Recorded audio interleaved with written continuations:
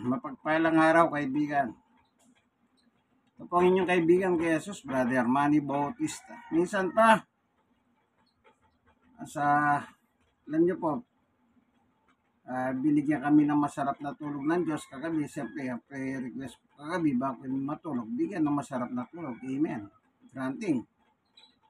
Ngayon, ginising na kami, nataglay ang buhay at lakas nagmula sa Kanya. Salamat. Kaya pasalamat po ako pagkagising namin. Ngayon, minom ako ng kanina. Garlic water with calamansi. Yung aking daily maintenance na wala pang almusal kanina. O may mga isang oras na nakakaraan.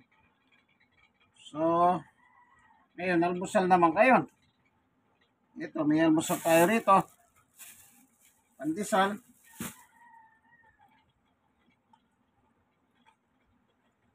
May kape. Meron tayong palaman. Lalagyan natin ng mayonnaise. Tinapay. Meron cheese. Meron din, kung gusto ko,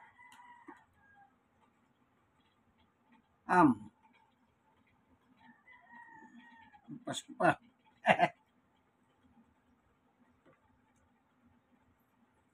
Yan ang binigay ng Panginoon Diyos na kakainin ko ngayong umaga. Amen. Salamat Panginoon Diyos sa bigay mong almusal. Sa akin na kakainin ngayong gabi. Ngayong umaga pala, almusal. Salamat po sa ngalan ni Jesus. Amen. Okay. Nakakapaginig muna tayo ng isang awitin. Ano po? Ayan. In Christ alone. Title. Kay Kristo lang sa Tagalog. Okay, kain tayo ngayon ng almusal. Tinapay.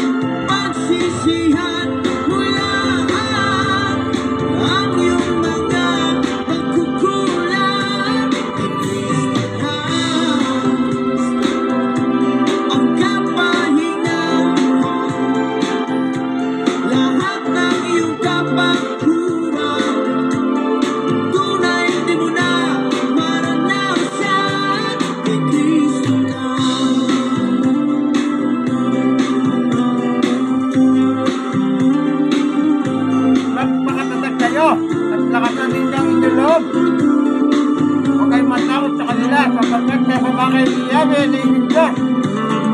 Hindi niya kayo iiwan, hindi mababayaan man. Deuteronomy 10:6. Magandang balita, Biblia Tagalog version. Well,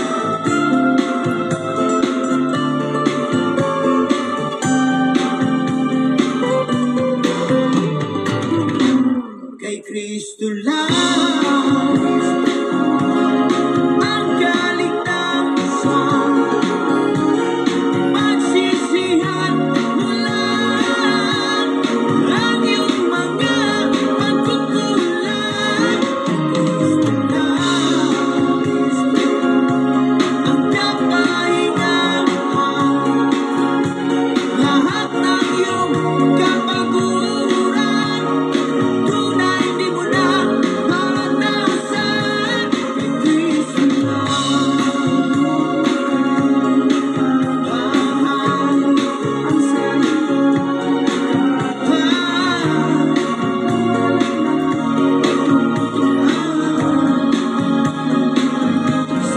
Kristo lang, kay Kristo lang,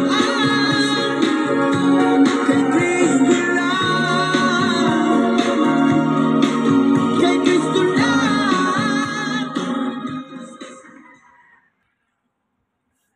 so maliwanag po, no, sa kanta. Inawit ni Pastor Sam Bagcatyon, kay Kristo lang. Ang kaligtasan, kay Kristo lang. Wala na pong iba. Ngayon, bakit kailangan pa kayong gumamit ng iba't ibang mga santo-santa? Wala na pong mga ano yan, useless yan. Sapagkat ang kaligtasan ay nakikristo lang. Siya na nanatiling buhay. Amen. Huwag po kayong magpadala sa ibang mga reliyon na ewan ko ba kung anong gusto nila palitawin. Para bang si Jesus kulang sa kanila eh. Hindi po. Sabi nga niya sa Mateo 28, "Come to me, all of you who are heavy laden." Kayong lahat na may problema, lumapit kayo sa akin, sabi ni Jesus. Ito ibig sabihin, kaya niya lahat. Ba't kailangan lumapit pa kayo sa mga santo-santa? Hindi kayo naniniwala na kaya lahat ni Jesus yan? Siya na nga may sabi sa Mateo 28, "Ali kayo. Kayong mga may mabibigat na dalahin sa buhay, lapit kayo sa akin." Hindi lang kaligtasan, pati problema, kaibigan, kayang tutasin ni Jesus. Kumbaga sa ricados sa pagkain, kumpleto na. Hindi ka na maghanap pa ng iba ricados. Kaya nga, alone eh. Ayun o, alone. Walang iba. Wala ka nang dapat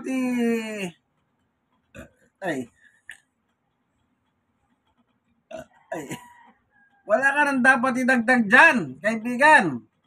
Kaya sabi nga huwag mong dagdagan, ni huwag mong bawasan. Tama na po yan, ano? Siya lang ang ating tagapagligtas. Panahon na po ng pagsuko kay Jesus. Kung di nyo pa sinusuko ang buhay nyo kay Jesus bilang hari at Panginoon at tagapagligtas, isuko nyo na, kaibigan. Mas magandang may Jesus sa buhay kaysa sa wala. Kasi pag wala kang Jesus, paglalaro ka lang ng demonyo. Yung mga demonyo ni Satanas. Paglalaruan lang kayo. Pero pag may Kristo kayo, talsik ang demonyo. Talsik yan. Okay, makakapakinig muna tayo ng isang awitin na naman. Kanina, kay Kristo lang sa wikang Tagalog. Ano ngayon? Sa English naman, in Christ alone, ano? Sige, pakinggan po natin, ano? In Christ alone. Kahit tayo, nangalpusal. Amen! Bigay ng Panginoon Diyos. Napakasarap. Habang kumakain ka, nakakapaginig ka na salita ng Diyos. Awitin. My hope is found. He is my light, my strength, my song. this cornerstone, this solid ground, firm through the fiercest drought and storm. What heights of love, what depths of peace, when fears are stilled, when striving cease. My comforter, my all in all, here in the love of Christ I stand.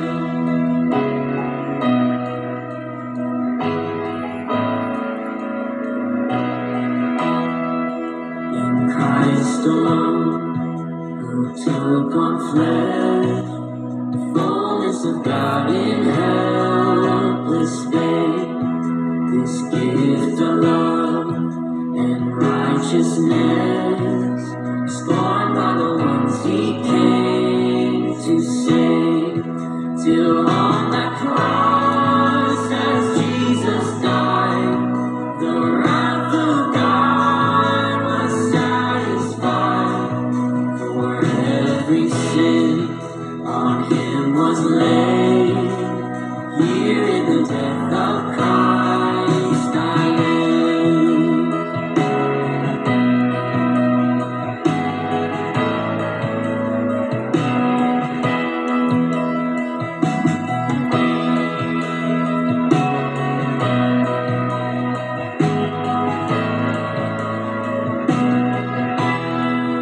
There in the ground his body lay, light of the world by darkness slain.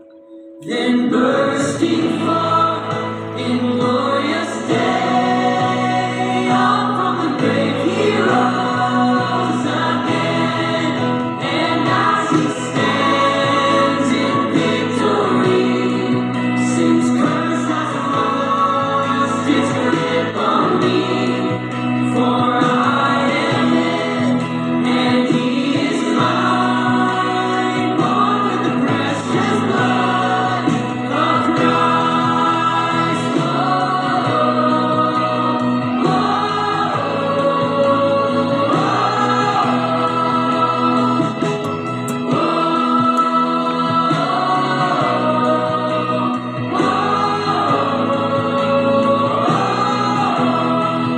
No guilt in life, no fear in death. This is the power of Christ in me. From life's first trial to final rest, Jesus commands my destiny. No power of hell, no scheme of man can ever blind me from his hand till he returns or calls me home. Here in the power of Christ I'll stand. No power, no scheme of man can ever pluck me from his hand till he returns or calls me home. Here in the power of Christ I'll stand.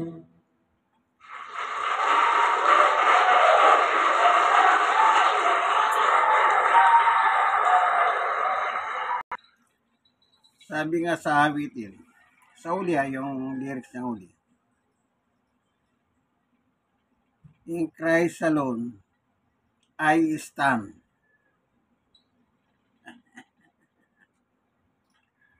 Saan ka patatayo? Kay Kristo lang. Ba't kailangan gagamit ka pa ng mga santo-santa? Itong mga santo-santa, ito yung nabuhay sila sa kanilang panahon. Mga tao po sila, gaya natin.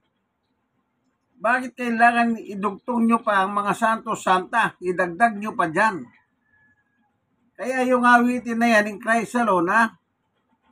In Christ alone, I stand. Yun ang tamang pananampalataya ng isang tao. Ano po? Huwag nyo na pong dagdagan.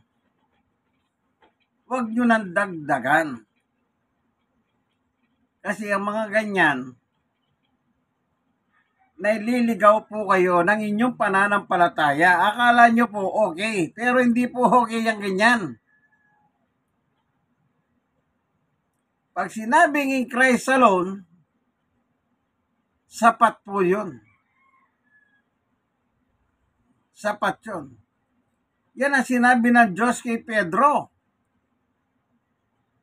Doon sa Mateo chapter 13. 16, 17, 18. Sabi ni Jesus, sino ako para sa inyo? Ang sagot ni San Pedro, Apostol Pedro, ikaw ang anak ng Diyos na buhay. Tapos sabi ni Jesus sa kanya, mapalad ka, Simon Barjonas o Pedro, sapagkat hindi pinayag ito sa iyo ng sino man tao, kundi ng aking Ama na nasa langit. O sino si Jesus? Sabi ng Diyos na buhay, anak ko yan. O, anak niya. Kaya magbuhat nung marinig ni San Pedro yon, kaya pinangaral na niya, in Christ alone. Pinahayag ng Diyos kay Pedro na sino si Jesus. Ayon kay Jesus sa kanyang tanong, ang sagot ni San Pedro, ikaw ang anak ng Diyos na buhay. Pero yung pala, ang nagpahayag sa labi ni Pedro ay walang iba kundi ang Diyos Ama. Yan ang pagliliwanag ng ating Panginoong Yesus. Na ako'y anak ng Diyos na buhay, sabi ni Jesus. At sabi sa 17 ng Mateo, chapter 17, 1, 2, 3, 4, 5,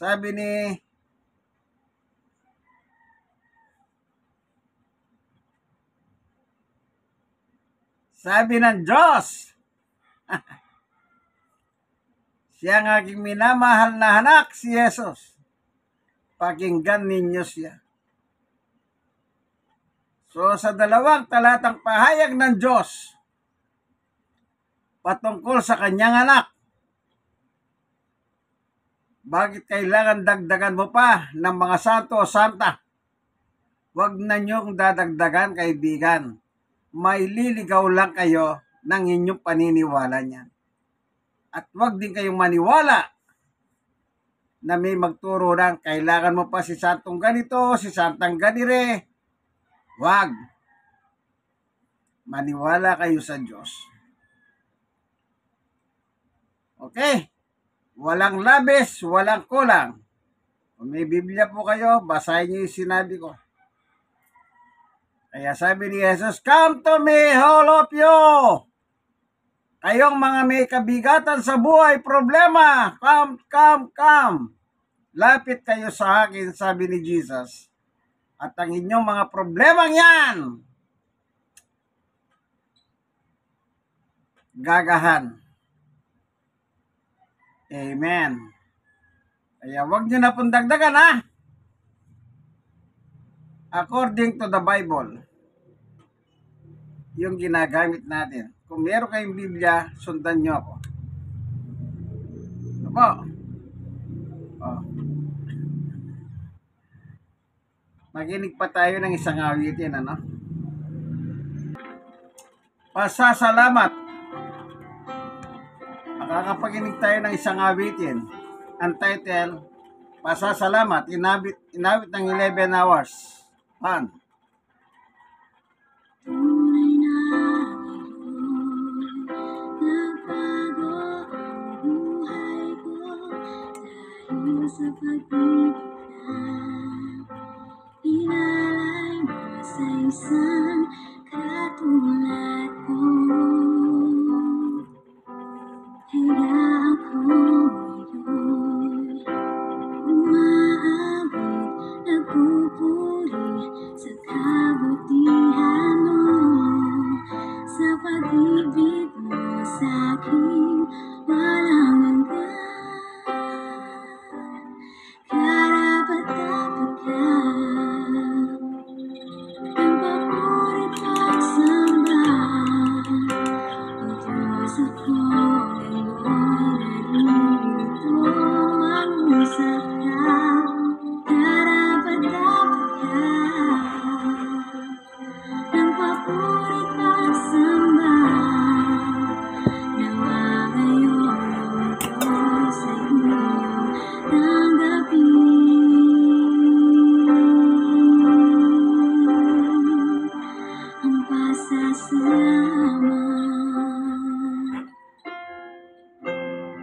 Piliin natin magpasalamat sa Diyos.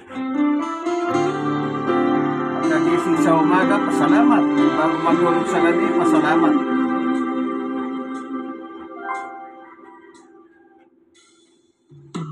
Kaya ako ngayon umaawit, nagpupuri sa kabutihan mo, sa pag-ibig mo sa'kin walang hanggan.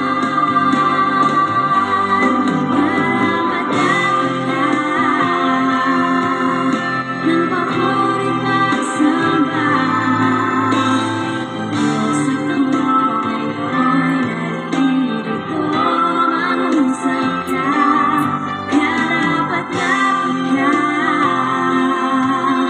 ng papurit pagsamba.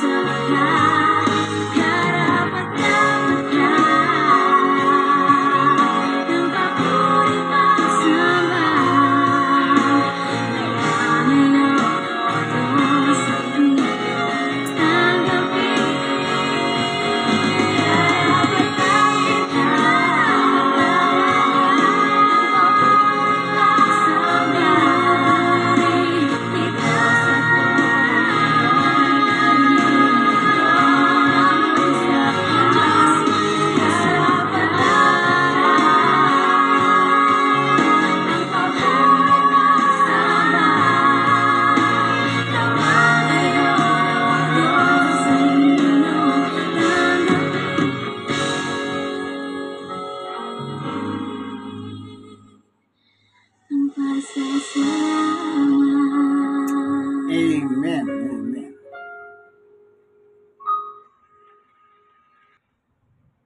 Karapat-dapat kang pasalamatan. Opo.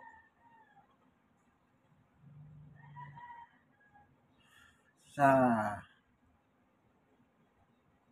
buhay nating ito, walang hindi tayo makapagpasalamat sa Diyos.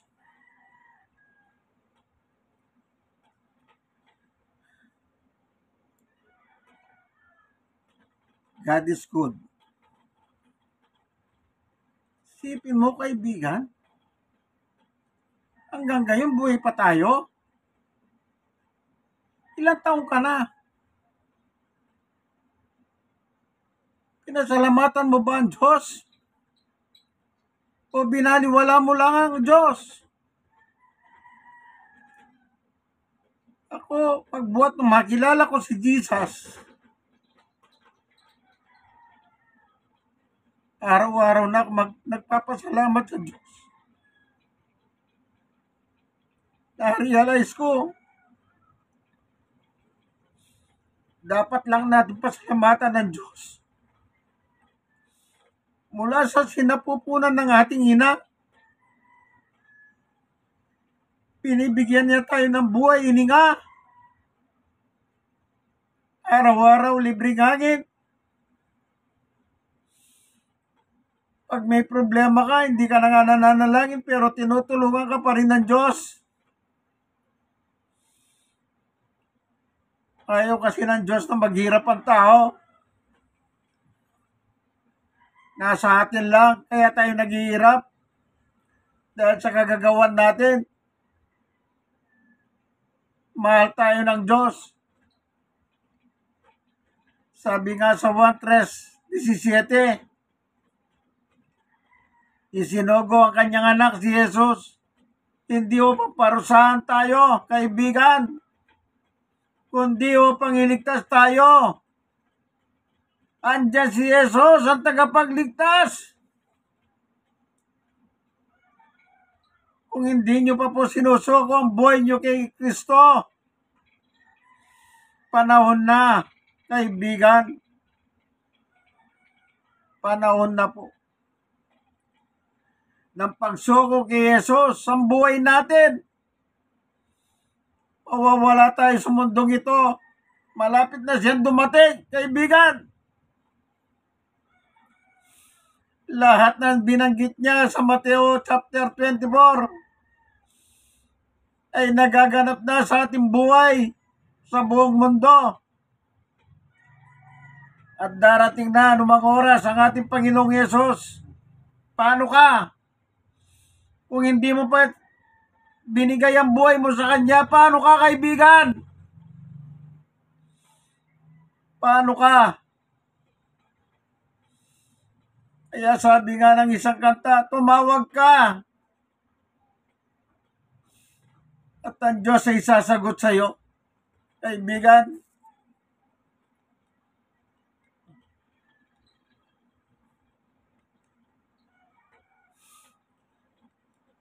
Tandaan niyo po yan. Kahit anong oras tumawag ka, ang Diyos ay nakikinig sa iyo, kaibigan. Tumawag ka, Pastor Sam Bagkat. Kaibigan, Chords of Mercy, for you tumawag ka, God's makikinig siya. Minsan ay dumarating ang mga pagsubok sa buhay mo, na para bang nag-aalinlangan ka sa Panginoon. Nag-iisip ka kung ano ang iyong gawin, ngunit nanatili pa rin sa buhay mo.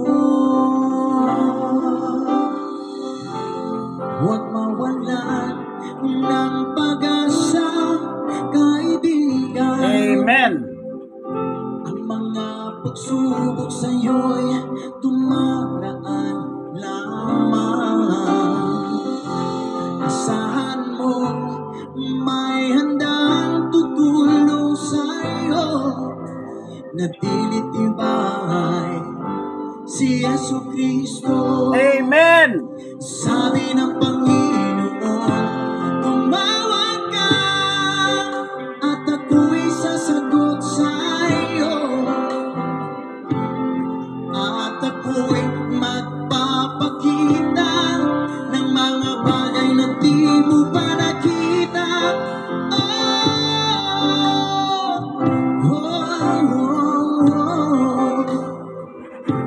Walang imposible sa Panginoon. Amen. Bakit minsan kay dali nating lumimot sa Panginoon, sa oras na tayo'y sagana? Kapag dumarating na ang mga kagipitan sa buhay mo, saka ka pa lang tatawag sa Kanya. Huwag mawalan ng pag-asa, kaibigan. Ang mga pagsubok sa'yo'y dumaraan lamang. Asahan mo may handang tutulong sa'yo, na tinitibay si Yesu Kristo. Sabi ng Panginoon, tumawag ka at ako'y sasagot sa'yo, at ako'y magpapakita ng mga bagay na di mo pa nakita.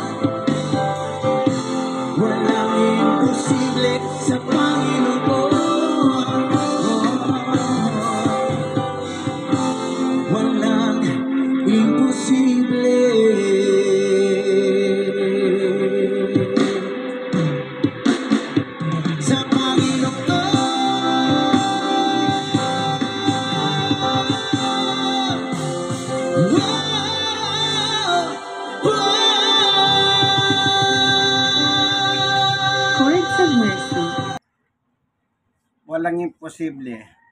Opo. Yung awit, tumawag ka. Yung problema dumadahan lang. Opo. Kailan nagiging ang problema ay dumadahan lang? Pag tumawag ka sa kanya. Mararanasan nyo po yung salitang parang dumadahan lang ang pagsubok. Lahat naman tayo dumaraan dyan. Walang taong walang mahirap, mayaman, walang hindi dumadahan dyan sa pagsubok. Dumadahan lamang, kaibigan. Kaya sabi niya, tumawag ka. Sabi ni Jesus, come to me. Alika. Ano pang hinihintay mo, kaibigan? Ano pa? May kulang pa ba? Sana sa napanood mo itong video ito, sana magindahan para isuko ang buhay kay Jesus. Wala na pong iba kundi siya. Kaya nga alone. Walang iba. Sige po, hanggang dito na lamang ang ating munting video, ano? Medyo ano ako, ganun lang ako. Parang mababaw lang ako. Pag Diyos ang issue, opo, I love God. Sana ganun din kayo. Po inyong kaibigan kay Jesus, Brother Manny Bautista. God bless us all. Bye-bye. Isa lang, kaibigan, like. Share ng share. Kayong mga nasisiyaran, mag-share din po kayo. Ano? Napakaganda po ng mga hawitin. Na po, may biblical inspiration word pa. Opo. Bye.